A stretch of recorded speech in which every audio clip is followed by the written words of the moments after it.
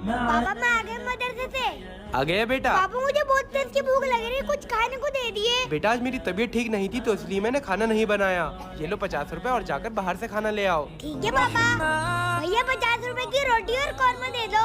अच्छा बेटा ये लो। बेटा रुक, फकीर हूँ, दर बदर फिरता हूँ, अल्लाह के नाम पर कुछ खाने को दे दे। इसमें खाना है, आप ये खा लिए। शुक्रिया बेटा, और ये ले तेरे काम आएगा। बच्चे के जज्बे को सलाम। क्या हुआ, खाना कहाँ है? पापा रास्ते में एक फकीर मिले, वो बोले मैं बहुत ज्यादा भूखा हूँ। उनकी हालत देखकर मुझे रहम आ गया और वो खाना मैंने उनको दे दिया। क्या?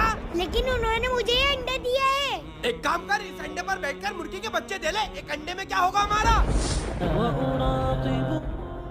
सोने का अंडा। देखा पापा, हमने दूसरों का खैर खुआ कभी ना मुराद नहीं जाता।